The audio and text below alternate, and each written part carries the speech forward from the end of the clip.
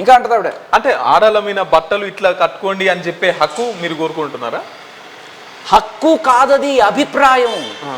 హక్కు ఏంటంటే నువ్వు అలా వేసుకోకూడదు, వేసుకున్నావా వాళ్ళు వీగుతా, వేసుకున్నావా పైకి తోస్తా.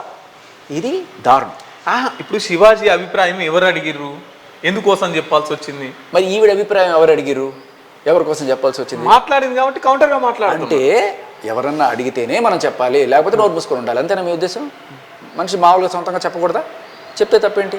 ఇది అన్న చెప్తే నేరం అని ఎక్కడైనా రాజ్యాంగంలో రాశారా? లేదు కదా, చెప్పచ్చు. అంటే ఇంత ముందుకు శివాజీ గారు బిగ్ బాస్లో మాట్లాడిన మాటలు కావచ్చు, తర్వాత ఆయన కొంతమంది అమ్మాయిలతో డ్యాన్సులు చేసిన కావచ్చు, అక్కడ లేదా అప్పుడు అనిపించలేదా ఓ ఇట్లా బట్టలు వేసుకొని నేను కూడా ఎగిరితే అశ్లీలత బయటకు వస్తుంది అని చెప్పేసి అప్పుడు అనిపించలేదా శివాజీ గారికి? అది మీరు ఆయన అడగాలి. అంటే ఆయన సపోర్ట్ చేస్తూ కొంత మాట్లాడుతున్నారు కాబట్టి నేను అస్సలు ఆయన ఏ రకంగా సపోర్ట్ చేయట్లా.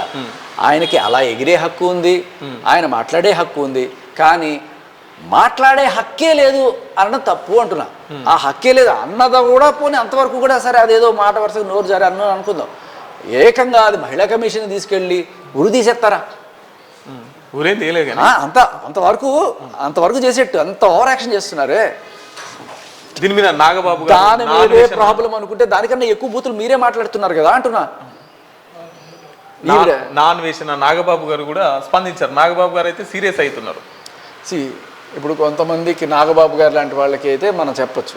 ఇప్పుడు మరీ చిల్లరగా మాట్లాడే నాన్ వేష్ లాంటి వాళ్ళతో మనం ఏం చెప్తాం? వాళ్ళ సంస్కారం అంత తెలిసిన తర్వాత కూడా అటువంటి వాళ్ళతో మనం ఒక డిబేట్కి కూర్చొని వాడు పిచ్చోడో లేకపోతే ఇంకో తెలిసిన తర్వాత రే నేను నిన్ను మారుస్తా అని చెప్పి అవసరం లేదు దాంట్లో.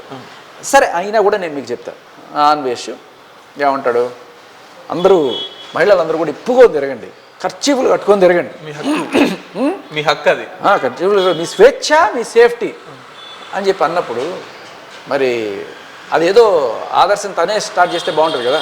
ఆ ఖర్చీఫ్ లేదా తను కట్టుకోవడము, లేకపోతే మహిళలు అన్నప్పుడు ఆ మహిళల్లో తన తల్లి చెల్లి కూడా ఉంటుందని తెలుసుకోవాలి కదా. మరి అది అక్కడి నుంచే మొదలెట్టండి. ఇదిగో నేను మా ఫ్యామిలీ నుంచి ఆదర్శం మొదలు పెడుతున్నాను, ఇప్పుడు చెప్పు, నీతులు ఆచరించి తర్వాత చెప్పు. మీ వ్యాపారం అభివృద్ధి కావాలని కోరుకుంటున్నారా? అయితే వెంటనే క్యూనస్ని సంప్రదించండి.